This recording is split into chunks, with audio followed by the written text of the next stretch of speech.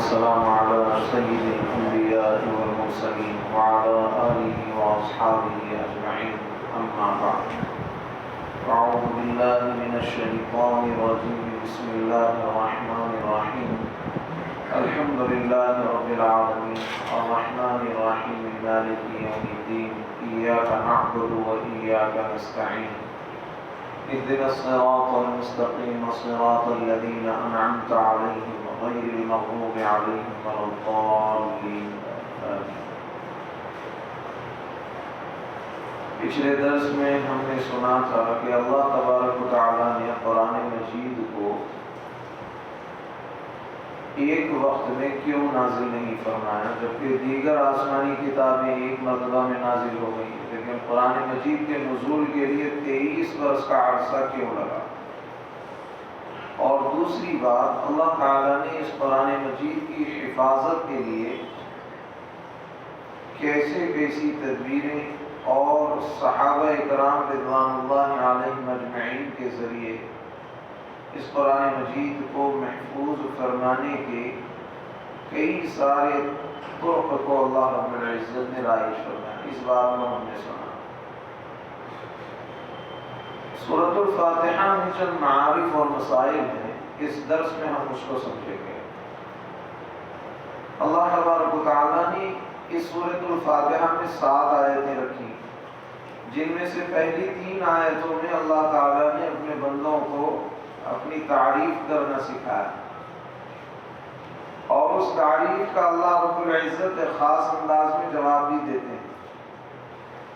مسلم شریف کی روایت ہے، نبی پاک صلی اللہ علیہ وسلم نے ارشاد فرمایا، حضرت ابو ہریرہ رضی اللہ عنہ راوی ہیں، وہ فرماتے ہیں کہ حق تعالیٰ نے فرمایا کہ نماز یعنی سورہ فاتحہ میرے اور میرے بندے کے درمیان 2 حصوں میں تقسیم ہو گئی،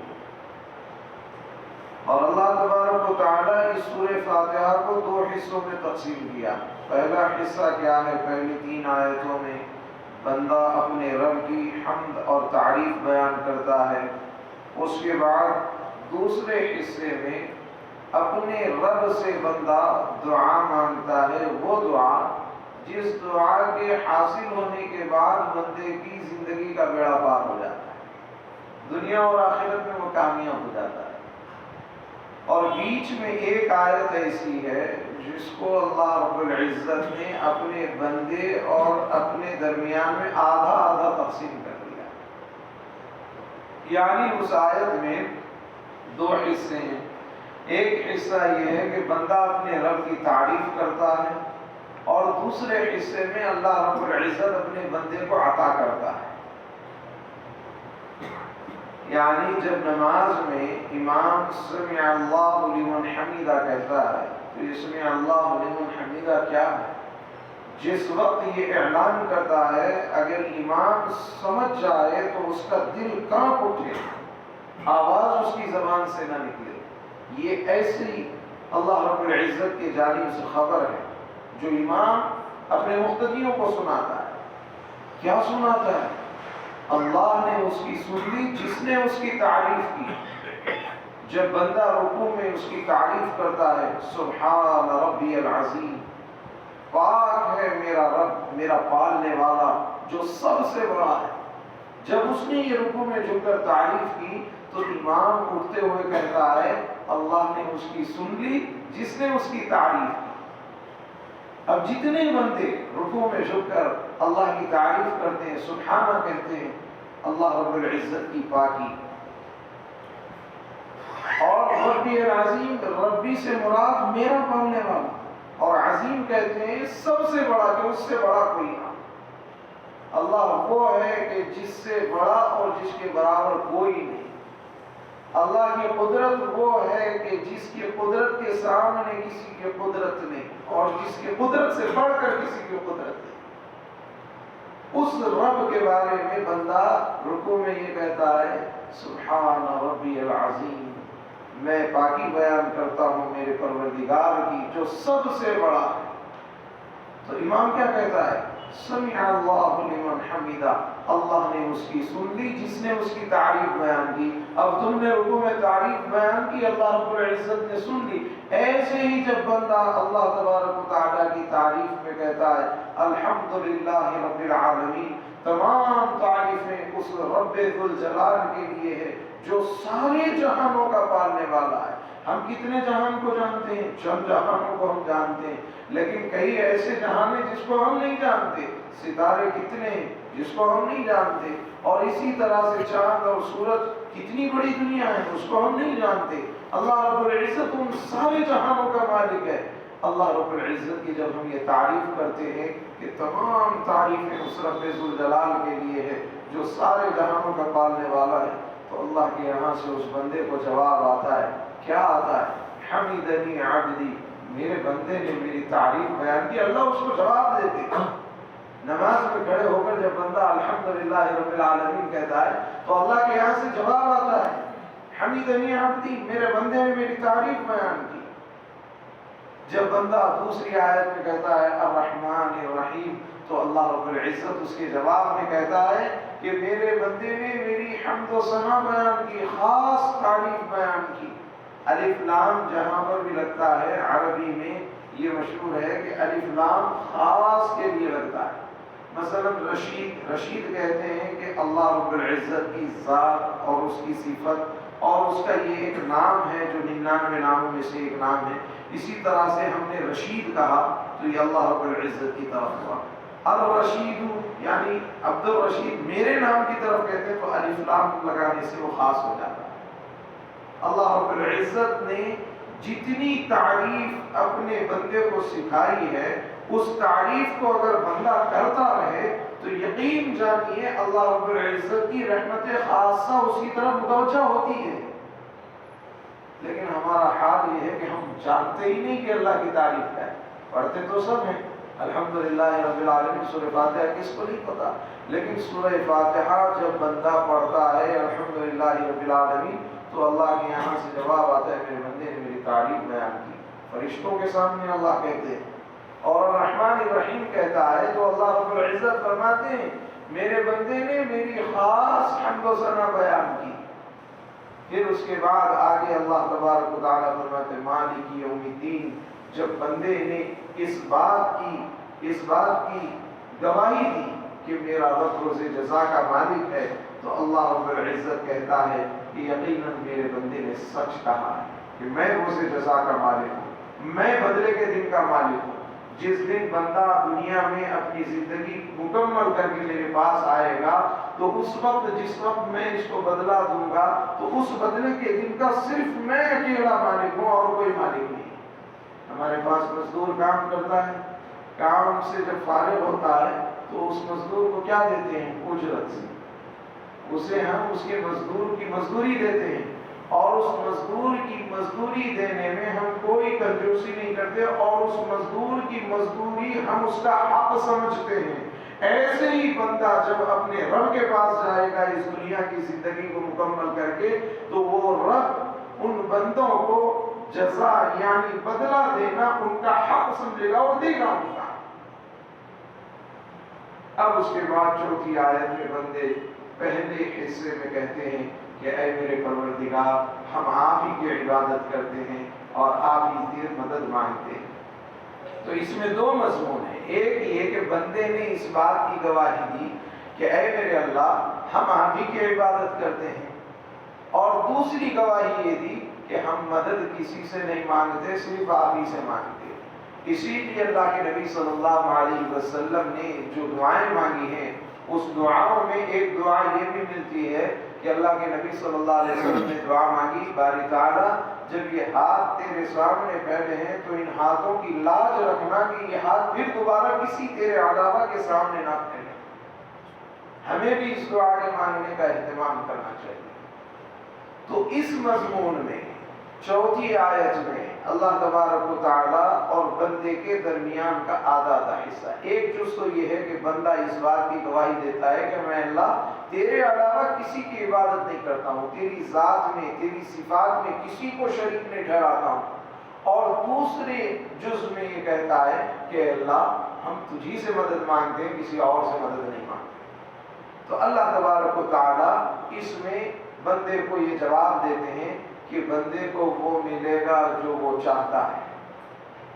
3 مرتبہ جب 3 آیتوں کے پڑھنے پر اللہ رب العزت کے 3 جواب دیے، حمیدنی عبدی، میرے بندے نے میری تعریف بیان کی، اور پھر دوسرے مرتبہ کہتے ہیں میرے بندے نے میری خاص تعریف بیان کی، میری بزرگی، میری بڑائی بیان کی، اور تیسرے میں کہتا ہے کہ ہاں بندے نے سچ کہا کہ میں بدلے کے دن کا مالک ہوں۔ اب چوتھی آیت میں اللہ رب العزت بندے سے کہتا ہے کہ بندے کو وہ ملے گا جو وہ چاہے گا۔ یہی تو بات ہے نا کہ جب ہم اپنی چاہت کو اپنے رب کی چاہت کے اوپر قربان کر دیں گے تو پھر رب وہ چیز عطا کرے گا جو بندہ چاہے گا۔ اگر ہم اپنی چاہت کا اپنے رب کے سامنے اظہار کرنا چاہتے ہیں تو اس سے پہلے ایک قربانی ہم کو دینی پڑے گی، وہ یہ ہے کہ اپنی چاہتوں کو مٹانا ہوگا اپنے رب کے حکم کے آگے۔ کاروبار میں خوب اچھا دل لگتا ہے، آذان کا وقت ہو گیا تو فوراً ہماری توجہ کاروبار سے ہٹ کر اپنے رب کے دربار میں جانے کی ہونی چاہیے۔ نماز کا وقت آ گیا، ہم آرام سے گھر میں سو رہے ہیں، فجر کا وقت آ گیا، ایسے وقت میں ہمیں قربانی دینی ہے، کڑاکے کی سردی ہے، دسمبر کا مہینہ ہے، اب ایسے وقت میں ہمیں اپنے گرم بستروں سے، خوبصورت بیویوں سے، نیک سیرت بچوں سے دور ہو کر اپنے رب کے پاس جانا ہے، کیونکہ یہ خوبصورت بیوی بھی اسی رب کی عطا کی ہوئی ہے، یہ نیک سیرت بچے بھی اسی رب کے عطا کیے ہوئے ہیں، یہ بہترین گھر بھی اسی رب کے عطا کیے ہوئے ہیں، اور یہ خوبصورت بستر اور نرم گدا اور گرم بستر بھی اللہ ہی کا عطا کیا ہوا ہے۔ اگر اب اس کے دربار سے آواز آئے آؤ کامیابی کے لیے، آؤ میرے دربار میں نماز کے لیے، تو ایسے وقت میں ہم اس کو بھول جائیں گے تو رب ہمیں اس وقت بھلا دے گا جس وقت ہمیں اپنے رب کی ضرورت پڑے گی۔ جب ہم اپنے رب کے دربار میں اس کے بلانے پر نہیں آئیں گے تو پھر ہمارا رب اپنے بلانے پر کیسے ہماری طرف متوجہ ہوگا؟ دنیا کا تو دستور بڑا عجیب ہے، آپ مجھے بلائیں اور میں انجام مار دوں، اور پھر مجھے آپ کی ضرورت پیش آئے، میں آپ کو پکاروں تو کیا آپ میری طرف آئیں گے؟ نہیں آئیں گے۔ یہ دنیا کا دستور ہے۔ اللہ رب العزت نے اپنے بندوں کو ایسے بنایا جیسے اللہ رب العزت نے اپنی صفات کو ان بندوں کے اندر داخل فرما دیا۔ اللہ ہی کی صفت بھی ایسی ہے۔ اللہ رب العزت بھی یہی چاہتا ہے کہ بندے میرے بلانے پر اپنے دربار میں آئیں اور میں بندوں کے پکارنے پر ان کے سامنے اپنی مدد اور نصرت کو نازل فرماؤں۔ صحابہ کی زندگیاں کیسی تھیں آپ نے بارہا سنا ہوگا کہ اللہ رب العزت کے پیارے حبیب صلی اللہ علیہ وسلم نے ایک موقع پر ارشاد فرمایا، کیا میں تم کو ایسی چیز نہ بتاؤں کہ جس کام کے ذریعے سے تم اپنے دنیا کے ہر کام کو بنا لو؟ صحابہ نے کہا کہ اللہ کے نبی ہمیں بتا دیجئے، ہمارے بہت سارے کام ہیں اس میں رکاوٹیں آ رہی ہیں۔ اس وقت تو عامل وغیرہ تھے نہیں، اس زمانے میں تو عاملہ ہیں، اگر کہیں پر بھی کام میں رکاوٹ آ گئی فوراً عامل صاحب کے پاس گئے، کچھ پیسے دیے۔ اگر عامل کے ہاتھ میں یہ ہوتا کہ تمہارے کام کی رکاوٹ کو نکال لے تو پھر وہ عامل تم سے پیسے کیوں لیتا، وہ دھندا کیوں بناتا؟ اس کو تو گھر بیٹھے ساری چیزیں مل جانی چاہیے نا۔ یہ عامل صرف اور صرف اپنے پیٹ کو پالنے کے لیے لوگوں کو بیوقوف بناتے ہیں۔ اصل قرآن مجید میں اللہ رب العزت نے بتلا دیا تمہارے ہر مسئلے کا حل صرف اور صرف نماز میں۔ تو اللہ کے نبی صلی اللہ علیہ وسلم نے صحابہ سے کہا کہ میں تم کو ایک بات نہ بتاؤں کہ جس کے ذریعے سے تم اپنی ساری مشکلات اور پریشانیوں کو حل کر لو؟ صحابہ نے فرمایا اللہ کے نبی بتلا دیجیے۔ آپ صلی اللہ علیہ وسلم نے صحابہ سے فرمایا کہ دیکھو 2 رکعت اچھی طرح وضو کرو، پھر اس کے بعد 2 رکعت پڑھو کہ تکبیر تحریمہ سے لے کر سلام کے پھیرنے تک بندے اور رب کے درمیان میں کوئی دنیا داخل نہ ہو۔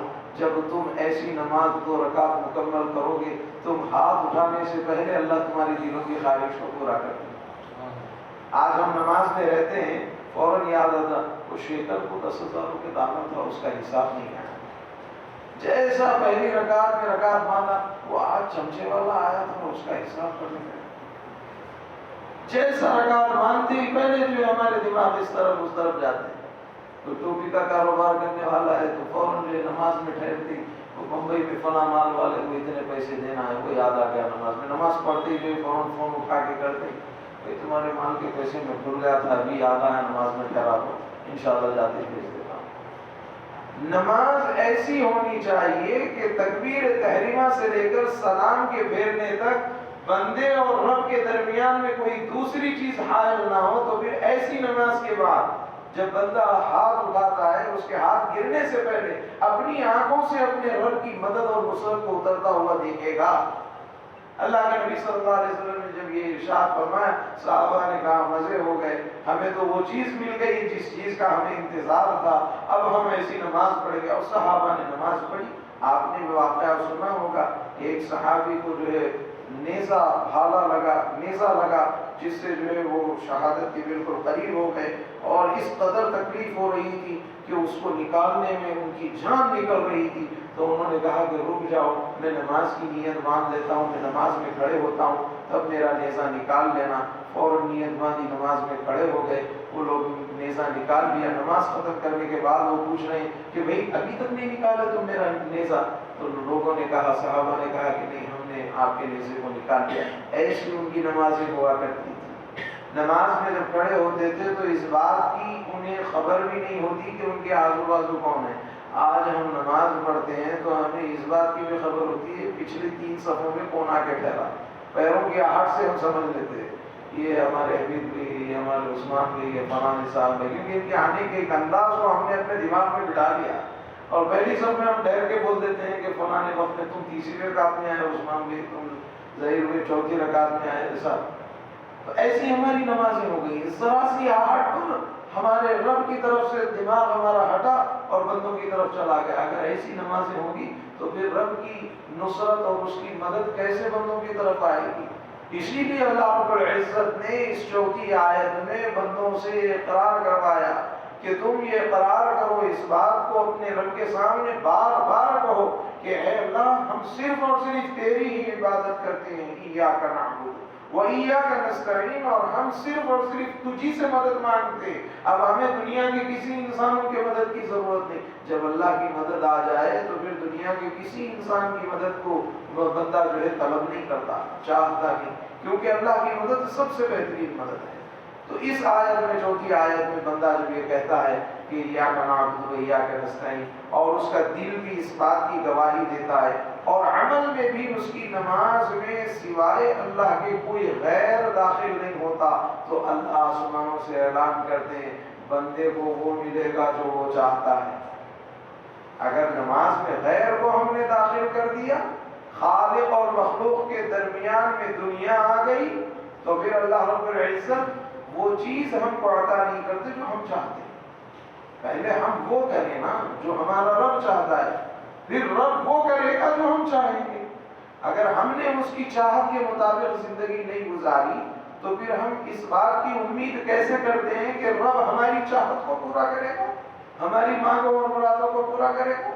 سورۃ الفاتحہ میں یہی تو تعریف اللہ رب العزت کی ہے، اور یہی تعلیم ہم کو دی گئی ہے کہ تم اس بات کا زبان سے اقرار بھی کرو اور دل میں اس بات کو بٹھاؤ بھی کہ تم اگر تعریف کریں گے تو صرف اور صرف اس رب کی جو عالموں کا پروردگار ہے، سارے عالموں کا پالنے والا ہے، اور تم اسی رحمان اور رحیم رب کی طرف اپنے آپ کو متوجہ کرو جو رحمان بھی ہے، رحیم بھی ہے، بڑا مہربان بھی ہے، نہایت رحم والا بھی ہے۔ جب تم اس رب کے قریب جاؤ گے تو پھر اللہ رب العزت تمہیں اپنی دنیا کی ساری مشکلوں سے، مصیبتوں سے، پریشانیوں سے چھٹکارا عطا فرمائے گا، اور آخرت میں بھی تم کو اللہ تبارک و تعالیٰ کامیاب اور کامران کر دے گا۔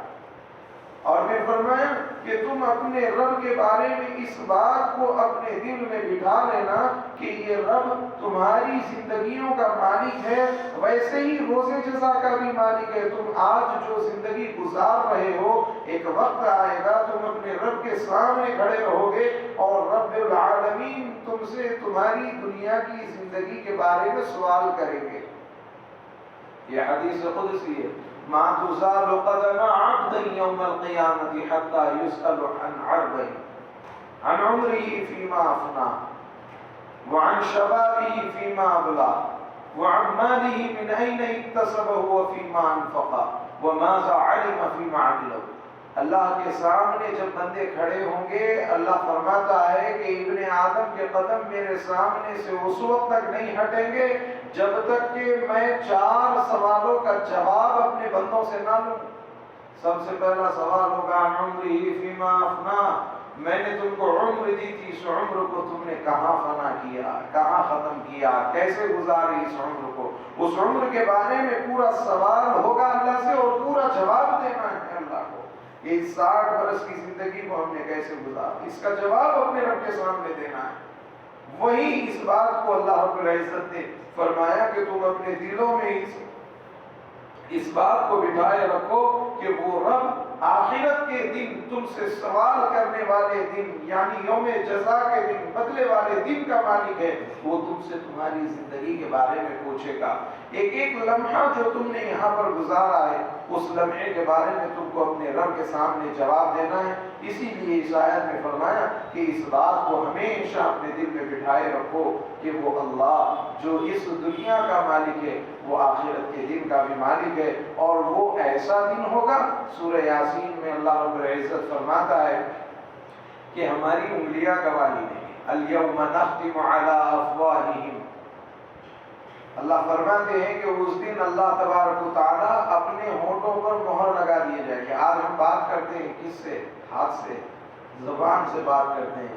لیکن جب اللہ تبارک و تعالیٰ حساب کتاب کے دن ہمیں روز محشر میں جمع کرے گا تو ہمارے منہ پر مہر لگا دی جائے گی. وَتُكَلِّمُنَا أَيْدِيهِمْ، ہمارے ہاتھ گواہی دیں گے، بات کریں گے اللہ کے سامنے کہ ان ہاتھوں نے کتنا ظلم کیا، کتنا حرام مال کمایا اور کیسی گندی جگہوں پہ اپنے مال کو خرچ کیا اور کیسا غریبوں پر ظلم کیا اور کیسے چوری اور ڈکیتی کی.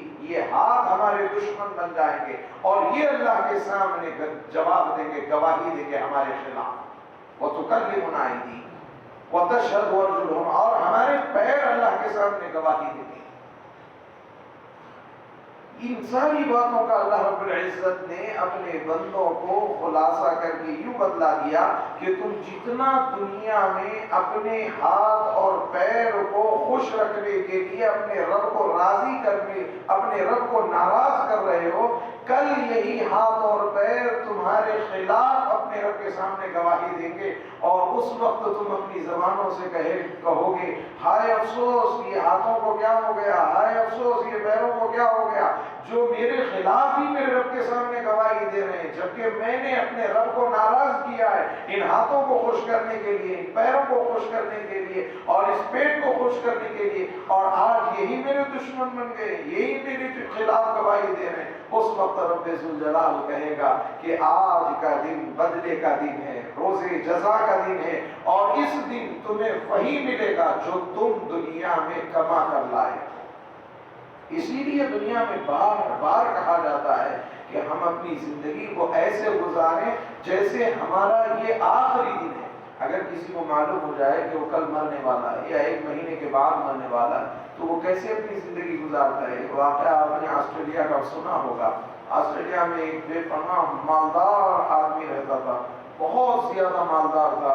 اس کو کینسر ہو گیا اور ڈاکٹروں نے کہا کہ اب تمہارا علاج کچھ نہیں ہے، بس تم 1 مہینے میں مرنے والے ہو. جب اس کو یہ پتا چل گیا تو اس نے دیکھا کہ میرے پاس کروڑوں نہیں اربوں روپے کی جائیداد ہے، یہ میری جان نہیں بچا سکتی، یہ میری بیماری کو دور نہیں کر سکتی، تو پھر یہ کس کام کی. بس وہ فوراً اپنا مال وغیرہ سب لے کر پہنچا افریقہ کی غریب بستیوں میں اور وہاں پر جا کر ان بچوں کے ساتھ اپنا ڈھیر سارا مال و دولت لوٹا دیا، ان لوگوں کے اوپر سارا خرچ کر دیا. اللہ رب العزت کو یہ عطا ایسے پسند آئی کہ اس مال کے ختم ہونے کے ساتھ ساتھ اس کو صحت عطا ہو گئی، اور جب صحت عطا ہوئی مال ختم ہو گیا، اور جب تک مال تھا اللہ رب العزت نے اس کو بیماری عطا فرما دی. تو اس مال کا کوئی بھروسہ نہیں کہ انسان کو دنیا میں ہمیشہ یہ مالدار رکھے. کبھی کوئی وقت ایسا آ جاتا ہے کہ جس وقت کے بعد اس کے پاس بالکل مال کا ایک سکہ بھی باقی نہیں رہتا، لیکن اس کے بعد اللہ رب العزت اس کے ایمان کی ایسی دولت سے مالا مال فرماتا ہے کہ جس ایمان کے بعد وہ یہ سوچتا ہے کہ حقیقت میں یہ اصل زندگی. ایسے کئی واقعات. تو اللہ تبارک و تعالی اس بات کو اپنے ذہنوں میں ہمیشہ رکھنے کے لیے یہ آیت ہم کو بتلائی کہ مالک یوم الدین، یاد رکھو تمہارے ایک دن آنا ہے جب تمہارے اعمال کا تم کو بدلہ دیا جائے گا، اور اس دن کا مالک صرف اور صرف اللہ ہے، مالک یوم الدین۔ اب آگے چوتھی آیت میں اللہ رب العزت نے اس کو جواب دیا اپنے بندے کو کہ بندہ وہ چاہتا ہے جو اس کو ملے گا، بندہ جو چاہتا ہے وہ اس کو ملے گا۔ ایاک نعبد و ایاک نستعین، اس میں بندہ اپنے رب کے سامنے گواہی دیتا ہے کہ اے میرے پروردگار، ہم آپ ہی کی عبادت کرتے ہیں اور آپ ہی سے مدد مانگتے ہیں، باہر نکلے لوگوں سے مدد مانگے۔ اور کتنے تو ایسے مسجدوں میں ٹھہر کر اعلان کرتے ہیں کہ ہماری مدد کر دیجیے، ہم پریشان حال ہیں۔ پریشان حال ہے تو رب سے زیادہ اچھا کوئی مدد کر سکتا ہے؟ یاد رکھیں، جب مسجد اللہ سے مانگنے کے لیے گھر بنایا گیا ہو، اللہ کی عبادت کے لیے گھر بنایا گیا ہو، آپ کیا اس بات کو برداشت کریں گے کہ اسی گھر میں ٹھہر کر بندہ بندوں سے مانگے؟ جبکہ سورہ فاتحہ کی 5ویں آیت میں آپ یہ کہہ رہے ہیں کہ ہم اسی سے مانگیں گے، 4تھی آیت میں کہہ رہے ہیں ہم اسی کی عبادت کرتے ہیں اور اسی سے مانگتے ہیں، لیکن جب نماز ختم ہوتی ہے تو پھر ٹھہر کر اعلان کرنے والے کو کہ ہم ہاتھ پکڑ کر کھینچ نہیں سکتے، یہاں پر اپنی ذات کے لیے تم سوال نہیں کر سکتے ہو، بندوں سے اپنے رب کے سامنے سوال کرو۔ ہاں اگر مسجد کے باہر ہو، تمہاری مجبوری ہو، تب بھی سوال کرنے کا حکم نہیں۔ مشکاہ شریف کی روایت ہے، اللہ کے نبی صلی اللہ علیہ وسلم نے فرمایا جب بندہ کسی بندے سے مانگتا ہے، اللہ کے غیر سے مانگتا ہے، تو اللہ تبارک و تعالیٰ آسمان سے 70 فقر کے دروازے اس کے لیے کھول دیتے ہیں۔ اب جس کے لیے آسمان سے فقر کے دروازے کھول دیے جائیں، ہے کوئی اس کو مالدار کرنے والا؟ سوال ہی پیدا نہیں ہوتا۔ پھر ہم اس بات کو کیسے برداشت کرتے ہیں کہ مسجد میں ٹھہر کر بندہ اس بات کی التجا کرے اور مانگے کہ میں مجبور ہوں، میں پریشان حال ہوں، میرے کو فرا ہو گیا ہے، آپ لوگ میری مدد کریں؟ اس بات کی کیا گنجائش ہو سکتی ہے؟ میرا آپ سے سوال ہے، ہو سکتی ہے؟ جبکہ آپ نماز میں ٹھہر کر کہتے ہیں کہ ہم اے اللہ تیری عبادت کرتے ہیں اور تجھی سے مدد مانگتے ہیں، اب پھر یہاں پر مدد بندوں سے کیسے مانگی جاتی ہے؟ اللہ کے نبی صلی اللہ علیہ وسلم نے فرمایا بندہ جب کسی اور سے مدد مانگتا ہے تو اللہ تبارک و تعالیٰ آسمان سے 70 فقر کے دروازے اس بندے کے لیے کھول دیتے ہیں۔ آپ فقیروں کو دیکھنا جن کے مرنے کے بعد کروڑوں کا روپیہ ملا، آپ جانتے ہیں نا اس بات کو، ایک فقیر مر گیا تھا اس کے پاس کروڑوں کا جو ہے روپیہ ملا، یعنی تھیلے بھر بھر کر نوٹیں جو ہے گننے میں کئی مہینوں لگ گئے، اتنا پیسہ ملا، لیکن اس فقیر کی زندگی کیسے بسر ہوئی؟ کھانے کے لیے باسی کھانا کھاتا تھا، پہننے کے لیے کپڑے سے نہیں، سامنے سے گزر گیا تو بدبو آنے لگی اور لوگ اس سے کتراتے تھے، دور ہوتے تھے، زندگی پوری ایسے گزار دی، بعد مرنے کے اس کو مال ملا، لیکن وہ مال اس کے کیا کام آیا؟ گورنمنٹ کے حوالے ہو گیا۔ ایسی زندگی کہ جس کو اللہ رب العزت نے آسمان سے فقر کے دروازے جس کے لیے کھول دے، وہ دنیا میں کبھی مالدار نہیں ہو سکتا، کروڑوں کا روپیہ آنے کے باوجود بھی وہ دنیا میں مال والا نہیں دکھ سکتا، جیسے اس فقیر کا واقعہ ہمارے سامنے۔ بس یہی بات ہے، اسی لیے ہم سے کہا جاتا ہے، ہم کو سورہ فاتحہ میں یہ تعلیم دی جاتی ہے کہ تم اللہ کے علاوہ کسی اور کو اس کی ذات اور صفات میں شریک مت ٹھہراؤ، اور اللہ کے علاوہ کسی اور کے سامنے مانگو نہیں، ہاتھ مت پھیلاؤ۔ لیکن ہمارا حال یہ ہے کہ ہم مسجدوں میں ہاتھ پھیلاتے ہیں، مانگتے ہیں، اور اس کو اگر صدر صاحب اور سیکرٹری صاحب کے سامنے کہتے ہیں کہ بہت پریشان ہوں، مجبور ہوں، عورت کو تو باہر نکلنے کا حکم ہی نہیں۔ یہ لوگ جب سے، یہ عورتیں جب سے قرآن اور حدیث پر عمل کرنا چھوڑ دی ہیں، اللہ رب العزت نے ان کے اوپر ایسی مصیبت اور پریشانی ڈال دی۔ اللہ کے نبی صلی اللہ علیہ وسلم نے فرمایا کہ جب کوئی عورت، جب کوئی بچی جوان ہو جائے تو فوراً اس کی شادی کر دو، اور اس کی شادی کرنے میں دیر مت کرو، اور اگر وہ بیوہ ہو جائے، اس کا شوہر مر جائے تو فوراً اس کی دوسری نکاح کی تیاری کرو اور اس کو دوسرے ازدواجی زندگی سے منسلک کر دو، اور اگر وہ کسی سے خلا لے کر آ جائے تو فوراً اس کی کسی اور سے شادی کروا دو۔ لیکن آج کل ماحول یہ ہے، عورتوں نے اپنا ذہن یہ بنا رکھا ہے کہ ہم پوری زندگی اپنے بچوں کو پالنے میں لگا لیں گے لیکن کسی سے شادی نہیں کریں گے، اور ایسے میں ہم برے کام کرتے رہیں گے، ضرورت پڑے گی تو بھیک مانگ کر اپنے بچوں کو پالیں گے۔ یعنی کہ خدا وحدہ لا شریک کی ذات پر ان کو بھروسہ نہیں، اور نبی پاک صلی اللہ علیہ وسلم کی تعلیم پر وہ عمل کرنا نہیں چاہتے، اپنی زندگی کو ایسے ہی گزارتے ہیں اور اس حال میں گزارتے ہیں کہ نہ جانے کہاں کہاں پر اپنی شہوت کو اور اپنی ہوس کو وہ لوگ پورا کرتے ہیں، کتنے حرام کام کرتے ہیں۔ جہاں پر قرآن اور حدیث پر عمل نہیں ہوگا وہاں پر ضرور بھی ضرور حرام کام وجود میں آئے گا۔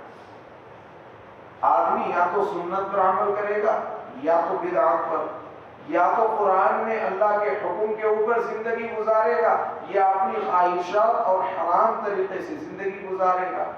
یقیناً جب کوئی آدمی صحیح کام نہیں کرتا تو ضرور ظاہر سی بات ہے وہ برا کام ضرور کرے گا۔ بس ایسا ہی ہے کہ وہ عورتیں جو شادی نہیں کرتی، لوگوں کے سامنے بھیک مانگتی پھرتی ہیں، ان کے عزت کا تحفظ کیسے ہو سکتا ہے؟ اور وہ مسجدوں میں آ کر دروازے کے سامنے ٹھہر کر بھیک مانگتے ہیں۔ یاد رکھیے ایسے لوگوں کو دینا گناہ ہے، گناہ ہے ایسے مانگنے والوں کو دینا۔ اللہ رب العزت نے اپنے بندوں کو جتنا جانا ہے اور جتنا اپنے بندوں کے بارے میں اپنے بندوں کو سمجھایا ہے، بتایا ہے، اس سے بہترین انداز میں کوئی بتا سکتا ہے؟ اللہ رب العزت نے فرمایا جب تم کو زکوٰۃ دینا ہو تو 8 قسم کے لوگوں کا اللہ رب العزت نے ذکر فرمایا۔ سب سے پہلے فرمایا کہ والیتامی والمساکین والجار ذی القربى والجار الجنب والصاحب بالجنب وابن السبیل والسائلین وفی الرقاب والغارمین وفی سبیل اللہ۔ اللہ رب العزت نے ان 8 لوگوں کا حکم دیا کہ ان 8 لوگوں کو آپ اپنی زکوٰۃ دے سکتے ہو، یہ لوگ تمہاری زکوٰۃ کے مستحق ہیں۔ ان 8 میں کون ہے؟ یتیم ہے، مسکین ہے، اور ایسا سائل ہے جو اپنی مجبوری میں سوال کر رہا ہو، اور وہ جو زکوٰۃ کو وصول کرتے ہیں ان کو آپ دے سکتے ہیں، اور وہ جو بالکل غریب ہے جن کے رہنے کے لیے کوئی گھر نہیں اور کوئی ٹھکانہ نہیں، ان کو آپ اپنی زکوٰۃ دے سکتے ہیں۔ اور اسی طریقے سے وہ لوگ ہیں جو جیلوں میں بند ہیں، ان کو اپنی زکوٰۃ اکٹھا کر کے ان لوگوں کو جیلوں سے چھڑا سکتے ہیں۔ اور وہ جو کسی کے پاس غلامی کرتا ہے اور اس غلامی کے توق سے وہ آزاد ہونا چاہتا ہے تو اس کے مالک نے کہا کہ اتنا پیسہ لا کر دو تو ہم تم کو آزاد کر دیتے ہیں، اس کے لیے پیسہ دے سکتے ہیں۔ اللہ تبارک و تعالیٰ نے کہیں پر یہ نہیں کہا یہ پروفیشنل جو کمرشل فقیر پھرتے ہیں ان کو تم اپنی زکوٰۃ دو یا ان کو صدقہ دو، ان کو تو دینا گناہ ہے جنہوں نے مانگنے کو اپنا پیشہ بنا لیا، اور ہم بڑے اس سے نکال کر 10 کی نوٹ ان کو دیتے ہیں، 5 روپے ان کو دیتے ہیں، 1 روپیہ دیتے ہیں، گناہ کرتے ہیں۔ تو پھر دینا کس کو چاہیے؟ وہ جو راستے میں جھاڑو دیتی ہے، اس نے اپنی عزت نفس کو مارا اور کام کر کے اپنے پیٹ کو پال رہی ہے، کسی کے سامنے بھیک نہیں مانگتی، اس کو تم پیسہ دو۔ وہ جو آٹو چلا رہا ہے، بڑے اچھے خاندان کا ہے، لیکن مجبوری کے خاطر وہ آٹو رکشہ چلا رہا ہے، اگر اس کے پاس پیسہ ہوتا تو وہ کیوں آٹو رکشہ چلاتا؟ وہ تم کو جو ہے آٹو رکشہ چلانے کے لیے اپنے پاس ڈرائیور رکھ لیتا، لیکن وہ مجبور ہے، اس کو زیادہ دو۔ ایک آدمی ہے جو راستے میں ٹھیلا منڈی ڈھکلتا ہے، جس کے پاس تم میوہ لینے جاؤ تو وہ کہتا ہے کہ میں 100 کے 5 دوں گا، آپ اس کو چکا دینے میں 100 کے جو ہے 6 دے، ٹھیک ہے صاحب 100 کے 6 لے لو۔ جہاں پر دینا چاہیے وہاں پر لوٹ رہے ہیں، کھینچ رہے ہیں، اور جہاں پر دینے کی اجازت نہیں ہے وہاں پر دے رہے ہیں، گناہ پر گناہ کر رہے ہیں۔ کیا طریقہ ہے؟ ہم نے اپنی زندگی کو کیسے بنا لیا؟ اسی درس میں اللہ تبارک و تعالیٰ ان ساری باتوں کو، دنیا کی باتوں کو ہمارے سامنے لا کر رکھ دیتا ہے۔ دینا اس کو چاہیے۔ ہم ہوٹل میں کھانے کے لیے گئے، وہاں پر ویٹر ہے کام کر رہا ہے، اس کو 10 روپے دیے تو سامنے والا پوچھا کیا ہے صاحب یہ تو رواج بنا دیے ان لوگوں کو صبح سے شام تک پیسے ملتا۔ ارے بھائی یہ مجبور ہے، اگر یہ تمہاری طرح سیٹ ہوتا تو تم کو یہ اپنے گھر میں کام کرنے کے لیے رکھتا، اس کی مجبوری ہے تبھی تو جا کر یہ ہوٹلوں میں ٹیبل صاف کر رہا ہے اور ویٹرنگ کر رہا ہے، اور یہ عزت نفس کے خاطر لوگوں کے سامنے بھیک نہیں مانگ رہا، ایسا کام کر رہا ہے جو بالکل چھوٹا ہے، وہ کام کر رہا ہے، اس کو دو۔ جو مانگتے نہیں ان لوگوں کو دو۔ لیکن آج ہم نے ایسا معمول بنا، مانگنے والوں کو دیتے ہیں، نہیں مانگنے والوں سے لیتے ہیں کھینچ کر۔ راستے میں ٹھیلا منڈی ہوتی ہے، آپ جاؤ ان سے غریب دکانداروں سے سودے بازی کرو، غریب جو دکاندار ہوتے ہیں ان کے پاس خریدنے کی کوشش کرو اور ان سے بھاؤ تاؤ کرو سنت سمجھ کر۔ اللہ کے نبی صلی اللہ علیہ وسلم بھی بھاؤ تاؤ کرتے تھے، مال کو چکاتے تھے۔ سامنے والے نے کہا کہ بھئی یہ 10 روپے میں ایک دوں گا، آپ صلی اللہ علیہ وسلم کہتے کہ بھئی کچھ کم کر لو، 8 روپے میں ایک دوں گا، بھئی اور کچھ کم کر لو، بھئی 7 روپے میں ایک دے دوں گا، فائنل ٹھیک ہے آپ لے لو۔ اس کو 7 کی جگہ 15 تھما دو۔ آپ نے یہاں پر سنت پوری کر لی کہ بھاؤ تاؤ کر لیا، اب وہ یہ سمجھ رہا ہے کہ 7 روپے میں بکا، آپ اس کو اٹھا کے 20 روپے دے دو، بھائی رکھ دو۔ وہاں پر جا کر بولنا تھا کیپ دا چینج، لوگوں کو بتانے کے لیے 10 آدمی کے ساتھ کھانے کے لیے گئے ہوٹل میں اور جا کر جو پیسے واپس لے کر آ کے دیتے کیپ دا چینج۔ یہ معتبری تو بہت ہو گئی، لیکن اللہ کی خاطر، اللہ کے نبی کی سنت کو زندہ کرنے کی خاطر وہ کام نہیں کریں گے جو کام کرنے کا ہمیں حکم ملتا ہے۔ کتنا پیارا طریقہ ہے کہ تم چکاؤ اور اپنی دکانداری سودا وغیرہ ایسے غریب لوگوں سے لو جو بالکل چھوٹے چھوٹے دکان چلاتے ہیں، راستے میں ٹھیلا بنڈی ہے، لیکن نہیں، آج کل ہم فوڈ ورلڈ سے ہم سامان خریدتے ہیں، ہم رتنادیپ سے ہمارے مہینے کا سودا لاتے ہیں، تو پھر یہ چھوٹے دکاندار کہاں جائیں گے؟ یہ دکانداری بند کر کے ان مسجدوں میں آ کر ٹھہریں گے کہ اللہ کے نام پر کچھ دے دو۔ ارے اللہ کے نام پر دینے کے لیے ہے کیا؟ اللہ کے گھر میں آئے ہو، اللہ سے مانگو تو اللہ رب العزت دے گا، اور اللہ رب العزت جب کسی بندے کے دل میں ڈالے گا تو بغیر مانگے وہ بندہ تمہاری صورت کو دیکھ کر تمہاری ضرورت کو پورا کر دے گا۔ یہ اللہ کی جانب سے انتظامات ہوتے ہیں۔ جب مانگتے ہیں تو انسان اس سے بیزار ہوتا ہے۔ جیسے کہ میں نے شروع میں ایک شعر پڑھا تھا، ایک انگلش شاعر کہنے والے نے کہا تھا کہ Almighty Allah will be angry if anyone neglect asking him. Human beings will be angry if anyone asks him. بندہ وہ ہے کہ جب بندے سے کوئی بندہ مانگتا ہے تو وہ ناراض ہو جاتا ہے اور مانگنے والے سے کترا کر بھاگ جاتا ہے۔ اللہ کی صفت بالکل الگ ہے، بالکل الٹی ہے۔ جو بندہ اپنے رب سے نہیں مانگتا اللہ اس بندے سے بیزار ہو جاتے ہیں۔ جب اللہ سے کوئی بندہ نہیں مانگتا تو اللہ اس سے بیزار ہو جاتے ہیں۔ تو اللہ کے دربار میں آ کر جب بندے سے مانگتے ہو تو اللہ کو کتنا غصہ آتا ہوگا، اور دینے والے پر اللہ کو کتنا غصہ آتا ہوگا آپ سوچو۔ مثلاً آپ کی دکان میں کوئی کام کرنے والا ہے، وہ اپنی ضرورت کو آپ سے نہیں مانگ کر مجھ سے مانگے تو آپ کو کتنا غصہ آئے گا۔ کام میرے پاس کرتا ہے لیکن ضرورت کو جو ہے کسی اور کے سامنے پیش کیا، تکلیف ہوتی ہے۔ اور اگر میں اس کی ضرورت کو پورا کر دوں تو آپ کو اور زیادہ تکلیف ہوگی۔ کم سے کم انہوں جو ہے اس کی ضرورت کو پورا نہیں کر کے آ کر میرے سامنے بول دیتے کہ بھئی آپ کے کام والے کو یہ ضرورت ہے، اس کی ضرورت کو پورا کر دو۔ ایسا نہیں کہا، بلکہ انہوں نے اپنی ضرورت کو پورا کر دیا۔ انہوں بہت بڑے اپنے آپ کو سیٹ سمجھ رہے ہیں، حالانکہ بڑا سیٹ تو میں ہوں، انہوں اپنے آپ کو بڑا سیٹ سمجھ رہی، یہ بات دل میں آتی۔ اسی لیے اللہ رب العزت سے بندوں کو قریب کرنے کے لیے اللہ تبارک و تعالیٰ نے پہلی صورت میں یہ ساری چیزوں کی تعلیم دی کہ جب تم اس بات کا اقرار کرتے ہو کہ اللہ ہم آپ ہی کی عبادت کرتے ہیں، آپ ہی سے مدد مانگتے ہیں، تو اس اقرار پر ثابت قدم رہو، اللہ کے علاوہ کسی اور کے سامنے سر نہ جھکاؤ اور اللہ کے علاوہ کسی اور کے سامنے ہاتھ نہ پھیلاؤ۔ اللہ تبارک و تعالیٰ اس آیت سے یہی اپنے بندوں کو سمجھانا چاہتے ہیں۔ پھر اس کے بعد آخری 3 آیتوں میں اللہ تبارک و تعالیٰ نے اپنے بندوں کو عطا کرنے کی اس بات کی درخواست پیش کرنا سکھایا ہے کہ اهدنا الصراط المستقیم، اے اللہ ہم کو سیدھے راستے کی طرف چلا۔ یہ دعا ہے کہ بندوں کو اللہ تبارک و تعالیٰ نے دعا مانگنے کا طریقہ بتایا۔ اللہ کا بڑا احسان ہے کہ اللہ فرماتا ہے کہ تم مجھ سے وہ مانگو جو میرے قابل ہو۔ اب اگر میں بڑے سیٹ سے بھائی 1 روپیہ دو، مانگنے والے کی توہین نہیں، جس سے مانگا جا رہا ہے اس کی توہین نہیں۔ سیٹ یہ کہیں گے جو بڑا آدمی ہے، اس سے بڑی چیز مانگو، 1 روپیہ کیا مانگ رہے؟ اللہ رب العزت رب العالمین ہے، تمام عالموں کے پروردگار ہے، اس سے مانگنا ہو تو اس کی حیثیت کے مطابق مانگو۔ اس کی حیثیت کے مطابق مانگنے کے لیے اللہ رب العزت نے اپنے بندوں کو تعلیم دی ہے، مانگو اهدنا الصراط المستقیم صراط الذین انعمت علیہم غیر المغضوب علیہم ولا الضالین۔ یہ تین باتیں مانگو۔